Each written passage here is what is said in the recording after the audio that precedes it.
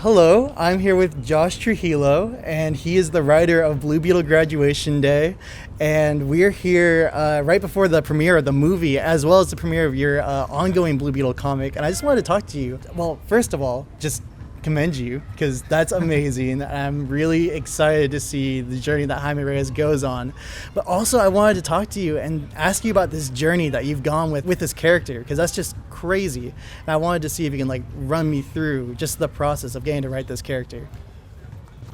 Yeah, so it's a long story. I mean, about 5 years ago, maybe I was writing a book for another publisher, and DC kind of had its eyes on me, and they're like, we want you to do something with Jaime, we want you to do something with Blue Beetle, but they were kind of putting the character to bed a little bit at the moment.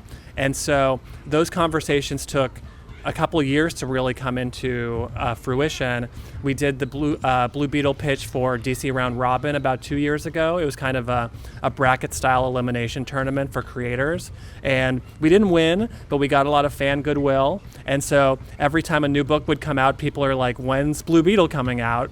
And so with that, and obviously the movie coming out, it all kind of aligned in this perfect way that we got to do Blue Beetle comics, and here we are looking ahead to the ongoing. That's amazing. We started out with your 6-issue miniseries, which introduced a lot of new things that are not only going to be featured in the movie, like Palmyra City, but you also have things going on these new color-coded beetles, which you were able to introduce and design, which look super cool. And I'm really excited to see what their deal is about. We got a really big teaser at the end of Graduation Day for Blood Scarab, who looks crazy. I just wanted to ask you a little bit about what's been like to add on to the Blue Beetle mythos, and what's been your favorite part of that. Yeah, one of the directives, one of the goals we really had for this series is to pump some life into Jaime and give his supporting cast a little bit of a shot in the arm. We have this new city, Palmyra City. We have these new characters like Dynastus, the yellow beetle, Natita, the green beetle. We have Victoria Cord kind of filling out Ted's supporting cast. And so I'm really excited about that. I'm also excited about bringing elements from outside of kind of the Blue Beetle bubble. We have Starfire now, she's a major cast member. We have characters like Jessica Cruz or Black Condor or Cyborg. And so the goal for me was just what hasn't Jaime done? Who can we bring into the fold that makes sense? And what are the best stories we can tell with that?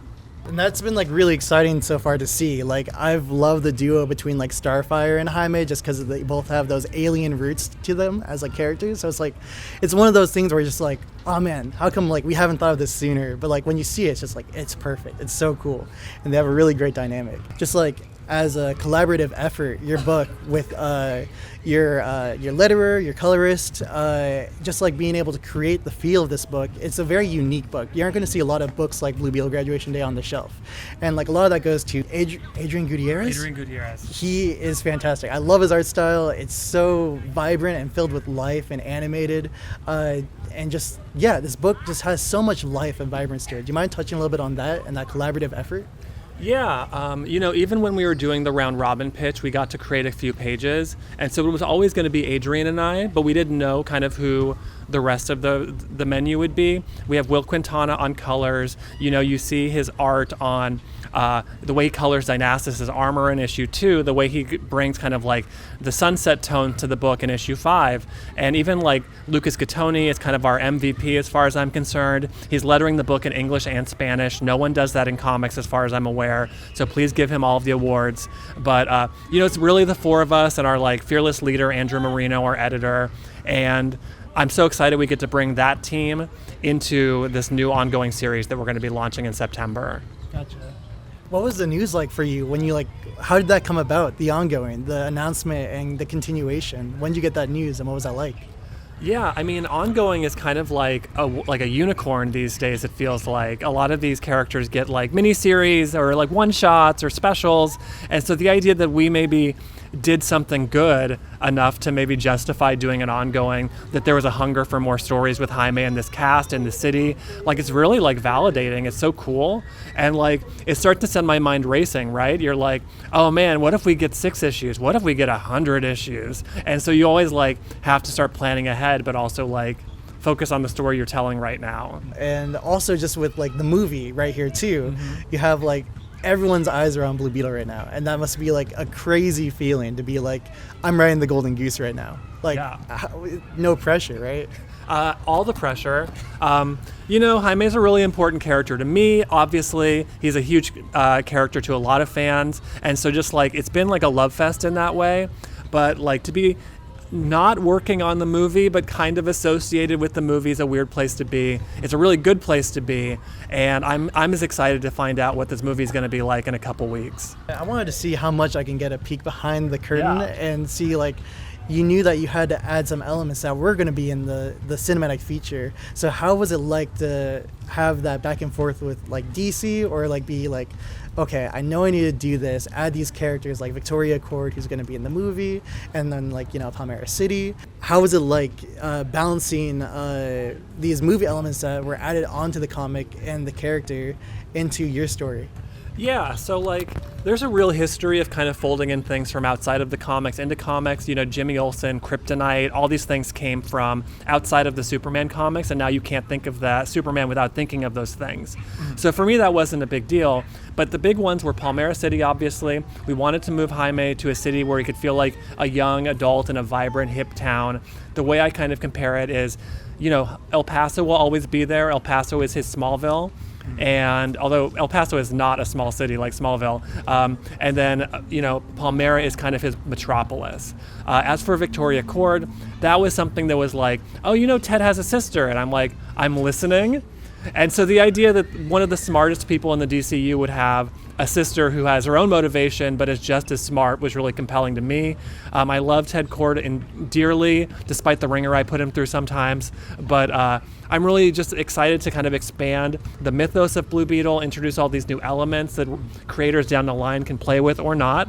And so honestly, it's been a gift. The outline for the miniseries was much different before considering adding Palmyra City or Victoria Cord, but I think we're a lot stronger for it. Jaime spent the last 15 years in El Paso. It's kind of exciting to see what he can do, stretch his wings a little bit, I guess. I wanted to ask you about the designs between the new Beetles that you're creating, and there's a lot of, I guess, people have been pointing out like, oh, Power Rangers are like Kamen Rider influence, and I think it's really cool. Do you mind talking to me a little bit about what it was like to design those characters and your influences behind them?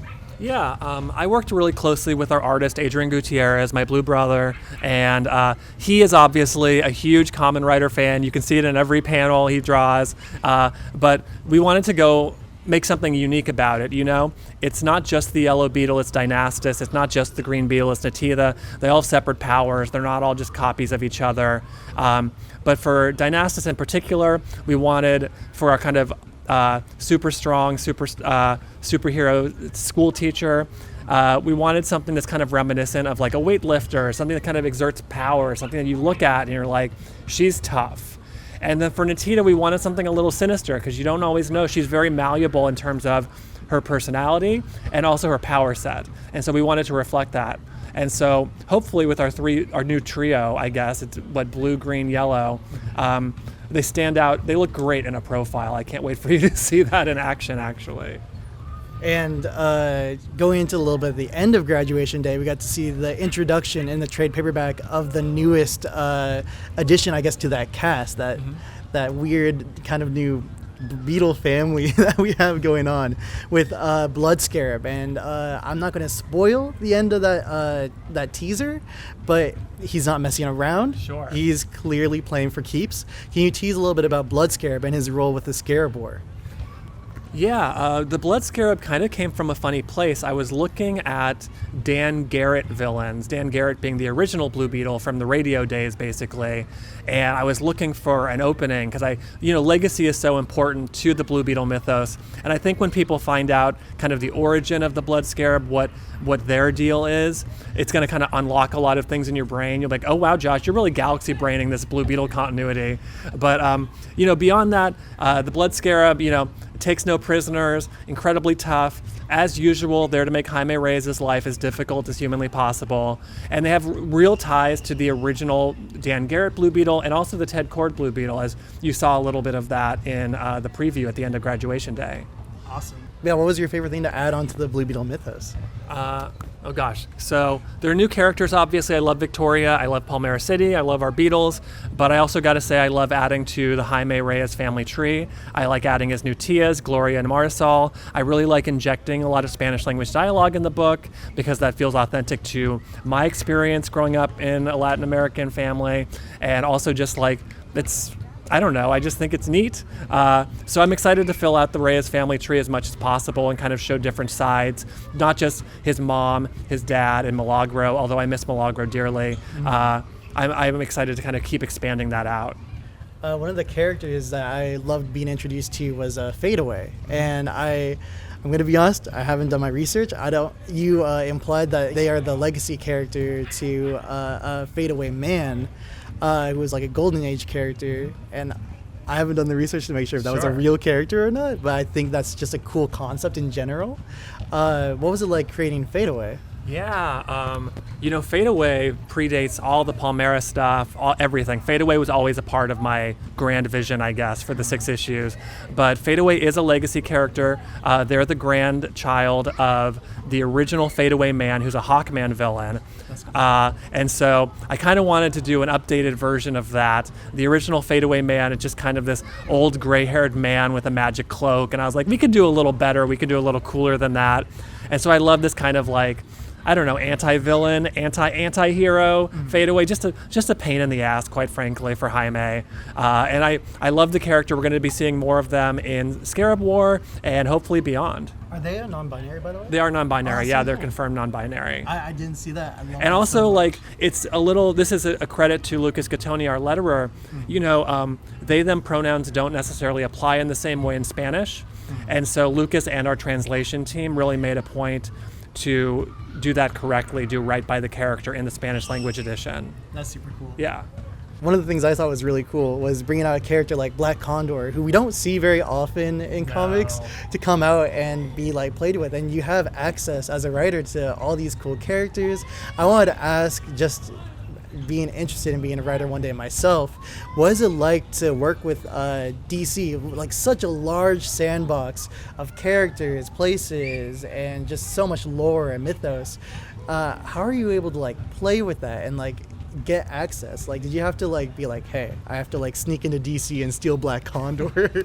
Well, for Black Condor, his real name is Josh Trujillo, so we might be related, he and I, but beyond that, I loved the character from kind of the Freedom Fighters miniseries that Palmiotti and Gray did with Daniel Acuna, and I just like the weird corners of the DC universe. I have all the Who's Who comics on my shelf, and I dig into them every so often, and I love the F list. I love taking Fadeaway Man and finding a way to make that relevant or cooler today. And so I'm going to keep doing that. Sometimes you really have to convince your editor that the character's worth, the juice is worth the squeeze in that case, because you're like, I want to do Black Condor. And he's like, that sounds great. Who is Black Condor? And so you really have to sell it and make sure you have it for the right reasons. I found a cute little spot for him. Hopefully I get to write a lot more Black Condor in the future, but for every Shazam, you get to have a Black Condor. Do you have any characters that you haven't had the chance to play with yet, but you would love to in the future? Yeah, I give this answer a lot, and it's always true. Bunker. I'm here for Bunker. I'm here to rescue Bunker. And so beyond that, I love all the Freedom Fighters characters, honestly. Phantom Lady, Human Bomb is a really cool one. Dollman. Yeah, the Ray is a really good one, another queer legend. So those characters would be neat. Honestly, any of the Justice League International, you may get to see a couple of them in Scarab War, but I just want to get the whole family together and just like run with it. Cool. So we're just wrapping it up here now, but I wanted to say if you wanted to plug anything you're working on that people who are watching could read or check out, I guess now would be the chance to kind of talk about that. So the floor is yours. So Blue Beetle Scarab War debuts the first week of September in comic book shops everywhere. You can get Graduation Day at your comic shop, your local bookstore, Target, Walmart have it in English and in Spanish, which is so cool. I have nonfiction queer graphic novel called Washington's Gay General that debuts this week, actually, from Abrams. I would definitely check that out too. But you can follow me on social media for as long as that lasts, at Lost His Keys Man. I lost my keys, man. But yeah, I'm here for Team Blue. I'm here for Jaime, the Blue Beetle Battalion. Thank you so much for what you do. Thank you. This has been amazing. Thank you so much for your time, Josh. Oh, of course.